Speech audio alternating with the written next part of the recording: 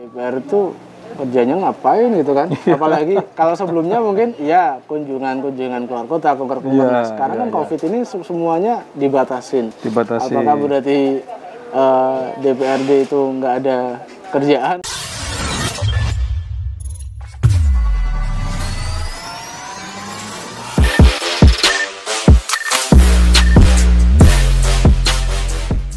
Hai, halo, selamat siang, selamat pagi, selamat malam, tergantung Anda menyaksikan acara ini. Oke. Acara ini, tayangan ini. Nah ini luar biasa sekali ya. Kita bakal ngobrol-ngobrol ringan nih bareng sama Ketua Komisi A DPRD Provinsi Jawa Tengah. Ada Bang Saleh nih, yang lebih akrab disapa Bang Saleh ya. Dari mana Bang? Ini kita lagi biasa mas, kunjungan dapil ya. Kunjungan dapil. Jadi kalau kita kan dalam 1 bulan itu ada kunjungan ke dapil, dan sekaligus biasanya kita juga melihat situasi. Pertama mungkin terkait dengan COVID, yang kedua biasanya kita fokus ke ekonomi ya. Ekonomi. Nah, bagaimana kondisi ekonomi, apalagi misalnya ini kan menjelang Natal dan Tahun Baru, sekaligus juga ini menghadapi masa reses di Latin. Oh iya. Nah, jadi kita akan ada reses di bulan Desember ini rencananya. Gitu. Ya, nah ini ya buat kalian nih yang nonton tayangan ini, kalau banyak kan masyarakat tanya nih Pak, wah ini DPR itu kerjanya ngapain gitu kan? Apalagi kalau sebelumnya mungkin ya kunjungan keluar kota, sekarang kan COVID ini semuanya dibatasin. Apakah berarti DPRD itu nggak ada kerjaan atau gimana? Atau hanya duduk santai di kantor? Ternyata setiap bulan itu kunjungan ke dapil terus dilakukan. Ya termasuk buat lihat kondisi ekonomi masyarakat juga. Ya betul, jalan tetap. Jadi kalau tugas-tugas kita terkait dengan pembuatan perda, perda inisiatif itu tetap jalan. Misalnya kami di Komisi A ini baru sehari kemarin, selama 2 hari kami melakukan rapat finalisasi dengan Kemenkumham dan Biro Hukum, karena kita tahun ini kita mengajukan perda inisiatif terkait bantuan hukum untuk orang miskin, kaum rentan termasuk perempuan dan anak. Jadi itu adalah merubah perda sebelumnya, perda nomor 7 tahun 2014. Kalau dulu hanya perda ini untuk bantuan hukum orang miskin, sekarang kita perluas, perda ini juga membantu orang miskin, kaum rentan termasuk perempuan dan anak.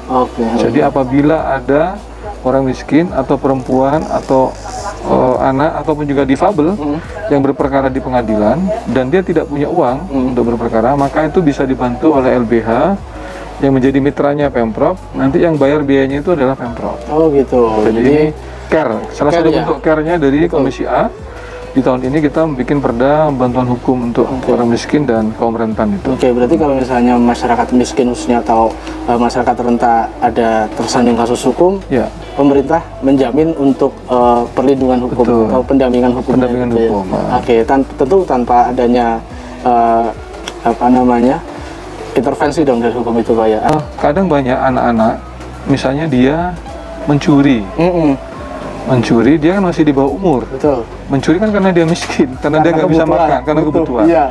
Nah kadang dia tidak punya pengacara di pengadilan. Mau gimana pengacara? Dia kan mencuri gara-gara nggak punya uang. Apalagi pengacara. Apalagi bayar pengacara lah. Disinilah kita sekarang ada 24 LBH yang menjadi mitranya Pemprov. Mungkin ke depan bisa bertambah 30 atau berapa.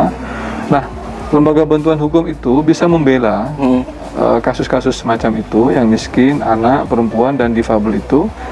Nanti dia biayanya diganti oleh Pemprov.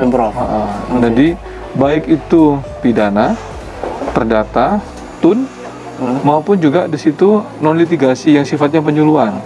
Jadi kita perluas, bukan cuma litigasi, tapi non litigasi juga kita bantu di situ. Jadi ini kan kita nih di tengah pandemi ini semakin lama malah kita semakin cerdas. Iya benar. Kita cerdas, apalagi karena sering di rumah, jadi pikiran tenang, jadi makin tenang gitu. Atau mungkin karena sering di rumah, sering ngalamun, jadi pikiran-pikiran cerdas itu muncul Pak. Jadi kita malah itu salah satu ini Mas Afif, salah satu indikator indeks demokrasi Indonesia. Itu sampai sejauh mana perda inisiatif dihasilkan oleh DPRD. Nah, itu harus selesai dalam masa tahun anggaran. Jadi misalnya 2021 Komisi A mengajukan perda inisiatif soal bantuan hukum. Maka indeks demokrasi Indonesia yang menilai Jawa Tengah salah satunya adalah bagaimana DPR mengajukan inisiatif terhadap perda. Dan itu dihitung kalau misalnya tidak ada satupun perda yang disahkan dalam masa tahun anggaran itu, berarti indeks kita 0.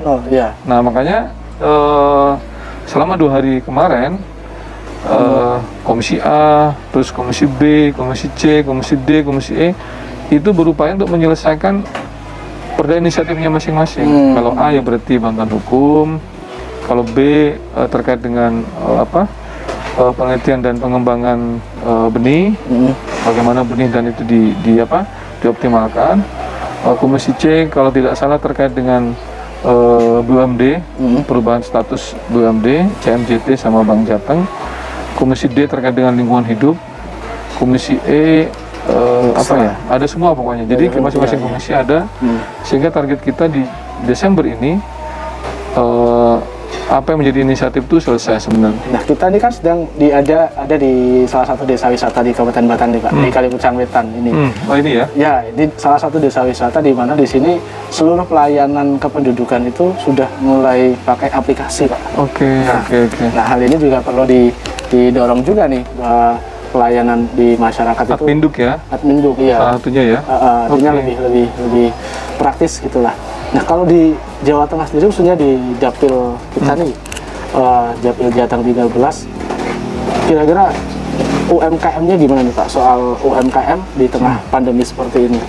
Ya, jadi memang UMKM ini baru mulai menggeliat ya, setelah kita mungkin beberapa ini ada yang naik level 2 PPKM ya, ada yang bahkan sudah naik level 1, tapi di sini rata-rata kan level 2 kecuali Pemalang.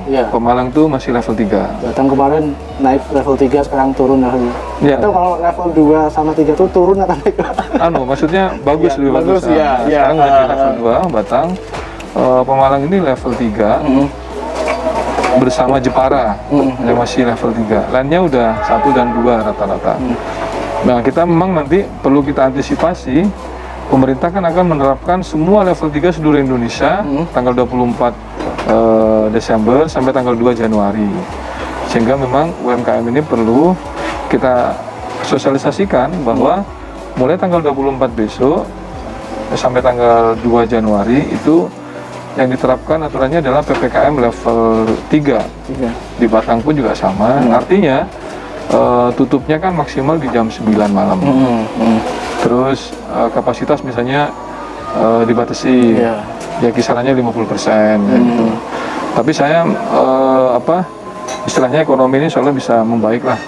Karena harapannya 2 minggu itu agak ditekan sedikit, Januari kita bisa landing lagi lah. Nah, jadi itu sebenarnya yang dilakukan para bapak-bapak DPRD ya, wakil rakyat kita itu seperti itu, tidak hanya duduk manis di kursinya atau bahkan tidak ada di kursinya tapi di rumah enggak ya, enggak ada di kursinya, enggak di kantor, ternyata turun ke dapil. Karena ya memang harusnya seperti itu sih Pak, melihat langsung kondisi real masyarakat bagaimana, artinya dari melihat itu sambil belajar dari apa sih yang harus dilakukan. Nah, itu sebagai bahan pembuat regulasi dari DPRD ini sebagai salah satu fungsinya yaitu fungsi pembuatan peraturan. Ya, betul. Dan kalau DPRD berarti perda itu. Nah, sehingga peraturan yang dibikin itu benar-benar pas dengan apa yang ada di masyarakat, memberikan solusi kepada masyarakat. Gitu kan. Oke, kita cukupkan sekian dulu ngobrolnya ya. Terus jangan lupa untuk like, share, dan subscribe channel Bang Saleh. Ya, yang punya Pak Afif juga. Jangan lupa juga Afif Afif ID. Ya. Pokoknya kita bakal susulan, kita ngomong. Kalau ada kesempatan kita bakal ngobrol-ngobrol lagi gitu ya. Sampai jumpa di lain kesempatan. Bye.